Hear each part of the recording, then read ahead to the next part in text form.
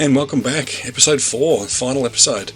In this one, I'm going to get the paint finished, weathering done, and show you a gallery of the finished model. So let's get cracking. My first step always is to give the model a quick wipe down with some isopropyl alcohol or AK real colour thinners. This removes any fingerprints and any grease, makes the paint stick way better to the plastic as well. I'm going to be using MRP paint throughout this process. And I'm going to kick off with applying RLM 76 to all the lower portions and dangly bits. Also give the spinner a quick coat of white before applying a vinyl mask that I printed with my silhouette cutter.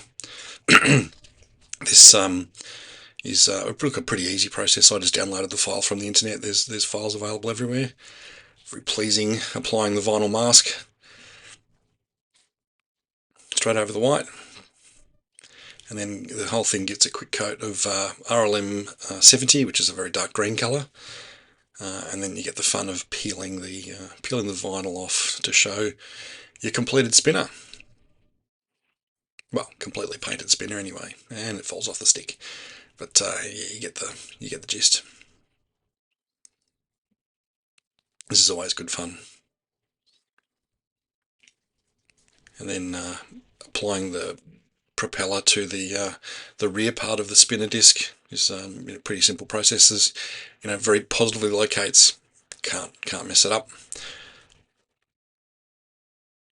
And then just a matter of gluing the forward spinner portion back onto the rear part and making sure you line up with the painted spiral. Unfortunately, looking at the reference photos of the aircraft that I'm doing, and I'll show you that shortly, I got the spinner spiral backwards. So I applied it based on most photos of German aircraft I've got, and I realised that my one has it backwards. Anyway, moving on to the canopy. This is obviously a pre-production kit, so there's no masks, and the kit doesn't come with masks anyway, but Edouard or all the other mask companies haven't had a chance to produce masks as yet. So I just used Tamiya tape, and the kit canopy has some really beautifully positively moulded canopy framing, so it's very easy to mask up against the edge of and then trim the mask to shape. And this is on the inside and the outside of the canopy, so it makes masking this up really super simple. So you can see when I peel this off, it's really nicely done. Got that, there's the outside, and you can see the inside as well, which is super simple. And it's the final bit of masking. I always use a bit of sponge offcut to mask off the gear bays, and this just stops any overspray. And look, there probably would be overspray in real life, but I just like to make sure that it's neat to start with, and we can address that later on. And here's my subject aircraft. It's White 16 of JG53 that was found near Reichenbach in Germany, and obviously at the end of the war, so it's a dirty girl. Obviously no wings on this one, but yeah, I'll obviously do mine with wings. And kicking off painting the undersides with a greener version of RLM 76. This was a bit of a late war thing, and there's lots of controversy about the colour. I really like the MRP version of this. It's very much a greener colour than the regular sort of blue RLM 76, which obviously I'm going to paint next. The wings traditionally, I guess, were built at separate factories and painted separately from the fuselage, so you're doing a lot of mix and match, and I'm sure the 109 purists are going to be raging in the comments section below about this, but yeah, they were built separately, so there's lots of colour differentiation, which is really cool. Looks great on the model. So peeling the masks off and removing the foam, you can see, yeah, nicely masked off. And move up to the upper side with some RLM 82. I like to be careful with my airbrushing, and here I'm using Gun's airbrush PS270. Oh no, that's back to my water again. Oh, there you go. And look, just applying the pattern now onto RLM 81, which is sort of like a brown-violet, sort of brownish colour. I like to make my spraying look like it was applied by humans, which I know that sounds absurd. So I'm careful, but I also want to make it look patchy. I want to make it look like, there was a shortage of raw materials, which there was, including paint. So I like to sort of get it as patchy looking and as neat but rough as possible. perfectly imperfect, like Kotare sort of say about their kits. So yeah, I'm just filling in, getting the pattern roughly right, and then filling in inside the detail. Lots of masking on this model. Here I've masked off the black Reich Defense band on the rear of the fuselage. Again, just use MRP black for that. There's a camo on, and more masking. Oh, so much masking in this model. I've masked off the tail. These were, again, built and painted at a separate facility. So this is a very darker grey-violet and then green over the top. And masked off the masking, the marking. So I cut these on, I designed these on a silhouette cutter, and then yeah, cut them out in vinyl, then masked them off. Yeah, I found out later on that the black fuselage crosses actually were the green RLM 82 colour, so I do repaint these later on. But anyway, we peel the masks off, and this is the, I guess the story of this model is so much masking. So yeah, if Mr. Miyagi was here, it'd be mask on, mask off. And I do apologise for that awful accent. But yeah, once we peel the masks off, the markings and the everything looks bloody good. Oh, Mr. Miyagi is here. And final bit of masking, or not final, but yeah, I masked off the forward cowling and repainted the RLM 74, 75 colour, much lighter. Looking at the photos, it was clear that this was a very much lighter section of fuselage. So, decals. Again, the kit doesn't come with any decals, stickers, transfers. So I resorted to some HGW markings for the stenciling, and these are really amazing actually. I've never used them before, but they're really good. So these are designed for the 109G and K. Not entirely convinced they're right for the K, but look, they're, you know, in the place of any kit markings, which obviously aren't available just yet. These ones are just fine. So they go down like any other marking, you know, soak them in water, apply them to the model, a bit of Mr. Mark Softer just to get them to really sit down nicely. The beauty of these ones are, and you can see they're really quite nice, you can actually peel the carrier film off. So similar to Edouard decals, once the decal is dried and cured to the model, you can actually you can peel them off. And these 109Ks had quite limited stenciling. Look at that. The peel is so satisfying. Now we can move on to my favourite bit, is the weathering. So I'm going to start with Tamiya panel line wash. This stuff, oh man, it's awesome. So I brush it on nice and liberally, and you know, in and around details. And once I'd actually applied this to the model, I realised that there was some incredible screw head detail on the underside of that wing. So yeah, bloody amazing. So yeah, let it dry, and once it's nice and dry, I clean it off with a Q-tip or a cotton bud, dipped in Tamiya enamel thinners, and really just, you know, I like to remove it in a streaking motion that follows the airflow, so it does look like sort of streaks of oil and grime and stuff. So, and look, if you pause the video and look closely, you can see all the screw heads under there. It's amazing. So yeah, a bit of that. And so during this process, I filmed a bunch of this and then lost a bunch of the footage. So I thought I had much more of me cleaning off this panel line wash, but this is all I have. Scene deleted, or missing scene. Well, but you get the general idea anyway. So yeah, it's a great process and adds a general layer of grime to the model. The next step in the weathering process I like to do is post-shade. And this is where you just mix up some Tamiya Red Brown and Tamiya Flat Black with like 99% thinners. It's like almost you're spraying dirty thinners. And yeah, look at that, it's just muddy, mucky sort of. Yeah, but the idea is this just builds up a patina of grime over the model. So I'm just testing it out on some kitchen paper just to make sure I got my ratios right. You know, you don't want to test it. I'm not Chris Walkup. I can't just spray straight to the model. I do like to test it first, and I'm just going to remove the very tip of the airbrush, which just gives me a little bit more control, and I'll dial up the Mac valve underneath the airbrush just to get it nice and tight. Yeah, a bit of scribbling, airbrush scribbling, and I'll write my name. It's always a good test. There we go.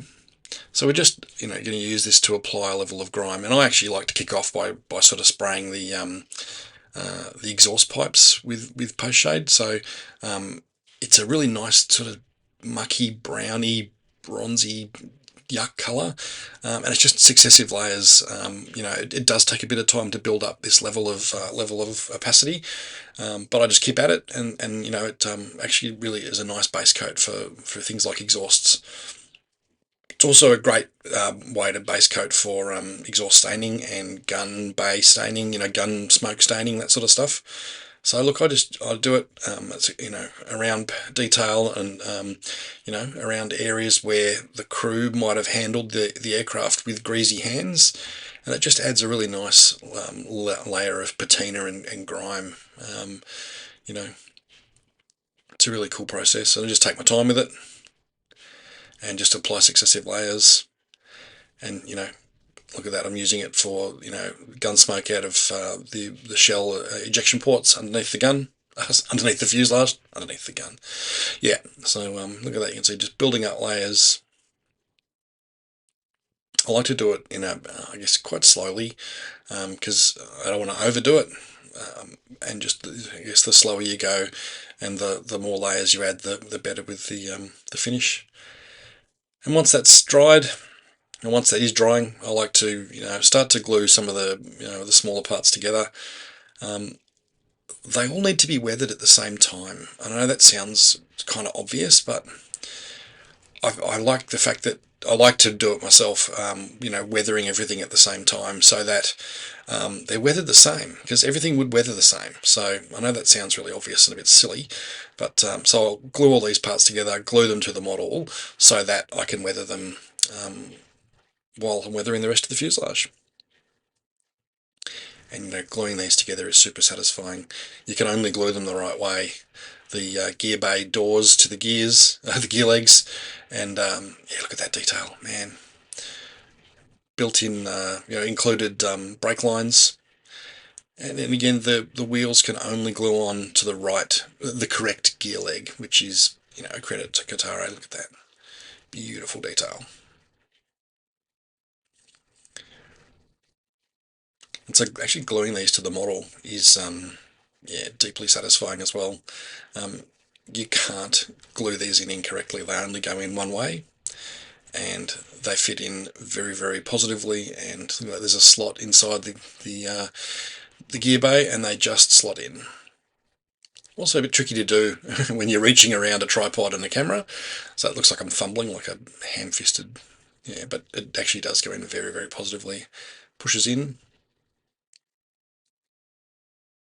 Applying exhaust stains is always good fun, and this MRP exhaust soot paint is sort of a semi-clear, paint, and it is awesome stuff. Shane Doak, an amazing American modeler, put me onto this stuff, and I cannot recommend it highly enough. You build it up with just successive thin layers, and it's a bit like a post shade, but it's got a beautiful, shiny, even though it's matte paint, it has like a coppery sort of colour to it as well. It's awesome. It's hard to put your finger on exactly what it is, but it really is brilliant for exhaust staining. Look at that. Like, it just looks incredible. So that's successive layers of paint just built up slowly, and it's oh man, I love it. Such a good paint. So let's go back to the cockpit area for a second or two. Here I'm applying my secret sauce acrylic wash, which is Vallejo German Camouflage Beige. And again, this is just like, it gives like a slight sort of just a faded dusty patina. I really love this as an effect. And it goes particularly well over darker colours like RLM 66 or German grey, that sort of colour. Just applying it over the surface, and it just settles in and around detail, and it just adds a slight faded and dusty patina to stuff. Also add it to the semi-gloss black centre hubs, the tyres. You can apply it to the tyres as well. Obviously there's a bit of overpaint there. It makes never mind. They'll be painted and weathered later anyway. And give some of the cockpit detail parts like the joystick and around the cockpit framing and the sill area. I've just given it a very light dry brush with Tamiya enamel flat aluminium. Again, I'm just trying to replicate just a little bit of wear. I'm trying to avoid the that hatch on the rear bulkhead there, because that hatch was actually plywood or some sort of wood. So I'm just sort of dry brushing very carefully around it, and really just trying to highlight areas where the pilot and ground crew, either getting in and out of the aircraft or servicing the aircraft, have chipped the paint.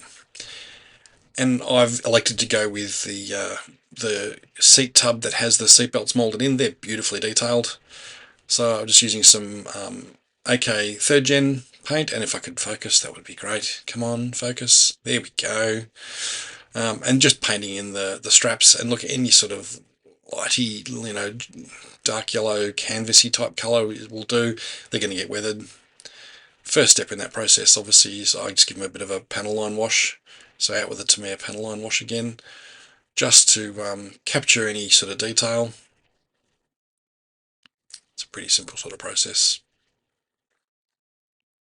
Just gloop it on, and the way that the Kotare have sort of moulded the draped and dropped seatbelt detail is just fantastic. So a decent wash in around that detail really makes it pop, and it's worth taking a little bit extra time to paint it carefully and just really pick out the detail. So that's what this panel line wash does. So once that's applied, break out the enamel thinners again, and a very sharp Tamiya Q-tip, and just remove some of that panel line wash. Just net it up so that it just is sitting in the recesses and sitting in the corners, that sort of stuff. So again, it's a super simple process, but it just highlights the detail a bit. Then it's just a matter of mixing up a lighter shade of the original colour, so decomposing flesh and ivory. Decomposing flesh is a bit much, isn't it? Yeah, and then just I like to pick out the highlights of the seatbelt. I wish it would focus again. Come on, mate, focus. There we go. Yeah, so I'm just picking out the edges and some of the highlights, and straight out of focus again.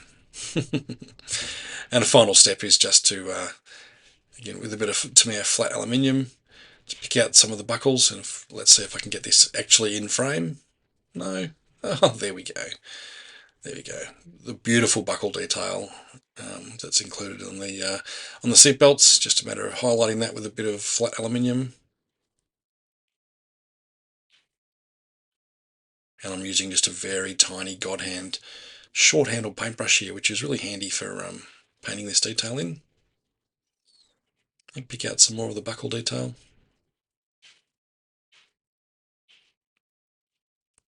Just to make sure everything's painted in. And look at those buckles, that's just so well done.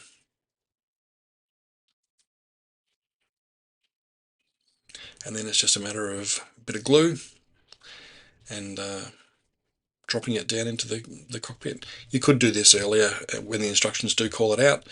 I like to kind of leave it last for no other reason than ease of painting, and just pushing it down into the recess, making sure the seat belts line up, and we can move on to oils. This is a great process. So I just use Abtalung 502 oils, but you can use any artist oils really. First step is to squeeze out some of the colours you want to use into some cardboard. Just some off-cut cardboard will do, and that leaches out some of the linseed oil and makes the oils dry a little bit faster on your model. I also like to use streaking oil brushes or any of that sort of stuff. Either Ammo or whomever makes them, they're pretty good, very handy to use. Doesn't matter what brand. And I'll use these obviously on just the wheel section for now. So I'm just going to goop on some sort of browns and sandy sort of colours. So these were all aircraft were all taking off and landing on grass strips, so they got pretty dirty. So I'm just glooping on some colours. Nothing too scientific about this. And once the oil paints are applied, or the oil brushes are applied, it's just a matter of getting a bit of a stiff brush and blending it in. It's really simple stuff. And again, this could have been done before you're gluing on the landing gear and the wheels, but I like to do it, once it's on the model, because then you can just blend it in and make sure everything sort of matches its surroundings. It might take a few goes to get this right, but yeah, just blending that colour in really easy with these oil brushes or oil paints. Now, once the oils themselves have leached some of the linseed oil out, you can see that spreading out into the cardboard there. It's just a matter of brushing it on. I use just a couple of fine brushes, one to apply the oil and one to then apply the thinner to blend it in, and just using enamel thinners from AK there. So just a bit of, this is Starship Filth I think I'm using here, and just apply it around some of the fittings.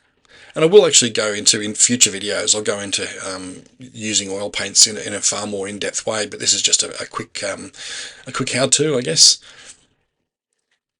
And so the brush has got a bit of enamel thinner on there.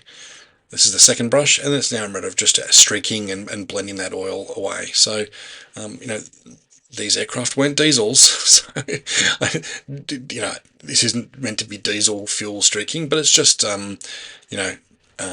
gun smoke grime mixed with fuel spills. It just would make a bit of a dirty old colour. So remember, because these drop tanks were actually in the path of where the ejection ports were under the aircraft, so they would have got pretty grubby.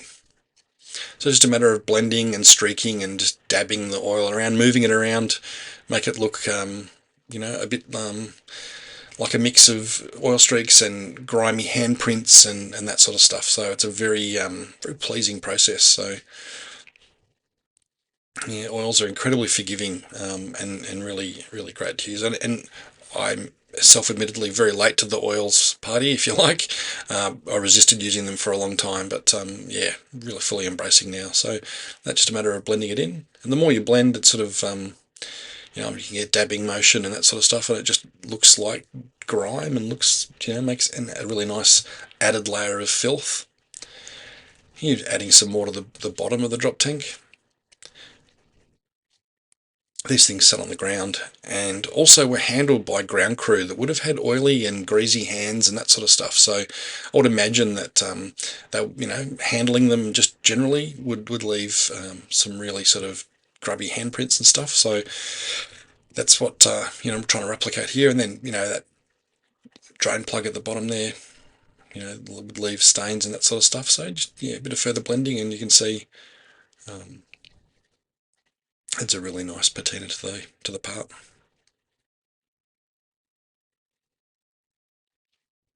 Similar process on the wings, around access hatches, and I really like to lean into applying oils around where ground crew have pushed the aircraft around on the ground, so around the wingtips and that sort of stuff, where they've manoeuvred the aircraft after it's finished taxiing. They'll have had greasy hands, and it just adds a little touch to the model. So you're blending it in so that it just looks like another layer of grime, if you like. Same thing on the wingtip, just blending it in a little bit further. So it looks like old Hans had been servicing the aircraft and then has touched the underside of the wing or the edge of the wing with his grubby mitts and left staining on the aircraft. And the cowling, this is deeply satisfying. So just oil stains and grease stains and that sort of stuff. Again, more browns and that sort of thing.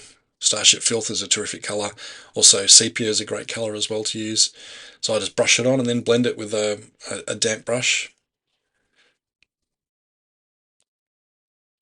Just want to make sure that it just looks like a layer of grime rather than just oil paint brushed on. Yeah, a little bit further blending, and these things were really grimy. And looking at the photos of White 16, it was a pretty dirty aircraft. So you'd see just using oils adds a lovely layer of filth. And it's so much fun to do as a process. Alright, on the home stretch now. Put into the last weathering step. I like to use Guns or GSI Krios Mr. Weathering colour. Love the naming conventions on these things. These are not an oil paint, they're naphtha based, whatever the hell naphtha is. Anyway, it's good stuff. So I just really scientifically, not really, just dab it on with a stippling brush, and here I'm attacking the propeller blades, and just applying a grey and black sort of mix just to add a level of I guess just I don't know. I keep saying grime. And like, sound like a broken record, but it is. It's a layer of sort of grime and patina and stuff. So, and this stuff dries matte and has a really nice, really pleasing finish to it. And I guess the more you dab with the thinners, the more the effect gets dispersed. And using the much maligned Ammo brass toothpick, these are great for applying spattering and spills and that sort of stuff. And that's what I'm doing here. I'm just bit of weathering colour and applying some spattering to the wing top. You'd be amazed how handy and useful those brass toothpicks are. And I get a bucketing for using them, but they're surprisingly handy. You just flick the Mr. Weathering colour onto the model, and then with a damp stippling brush, I just blend it in. It looks like a violent process there, but it's really not. That brush is super soft, and it just blends in the stippling a little bit, and just adds a level of another level of grime, and also some I guess muddy spatter up on the underside of the wings where the the wheels have flicked up a bit of dirt and stuff on the underside of the wings. The combination of the oils and the post shading, and then this, it just adds a really nice grimy look to the model. Folks who like their models in showroom condition be just scratching their heads at this, but anyway.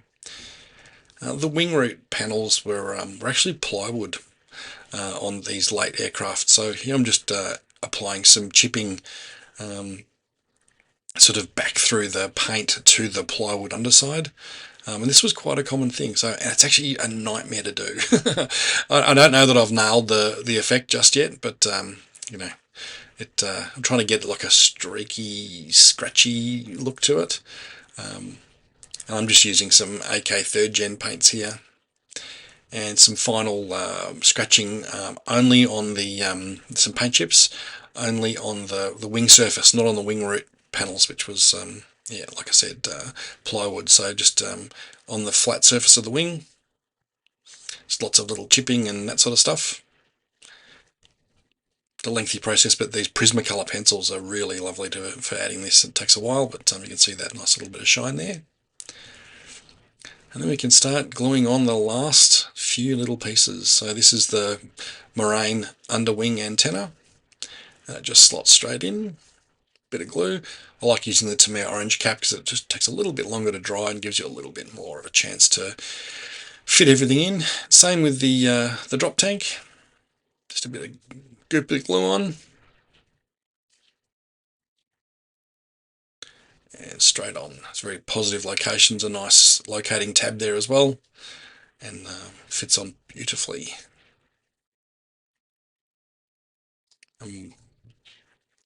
Same with the 7.92 machine gun barrels. They slot straight into the cowling after a quick coat of gunmetal, and just painting in the isolator. I guess it's fairing for the antenna on top of the fuselage, and a bit of glue on the spinner. Again, using Tamiya orange cap just to give me a bit more time on the beautifully repainted spinner with the spiral in the right direction this time.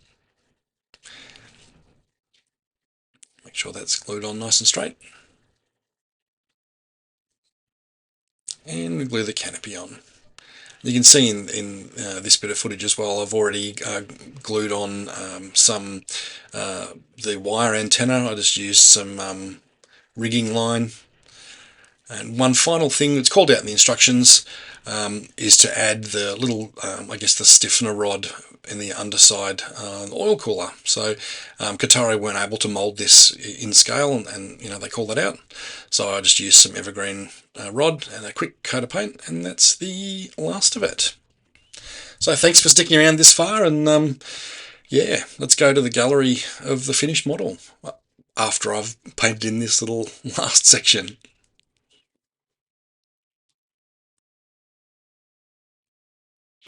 And here we are at the end of the video. This is the gallery of my finished model. I want to send a huge thank you to Mark and the team at Kotare for giving me an opportunity to build their test shot. Really an incredible model, and I can't wait to get my hands on the official release in the next little while. The marking options that the team have included look very interesting, especially the captured one, which I think might be the next one I build. Thanks for sticking around this far. Really appreciate all the comments and feedback on the previous videos. I hope you like this one as well. If you can be bothered hitting like and subscribe, that would be terrific, because every little bit helps. So thank you very much for sticking with me and watching this far.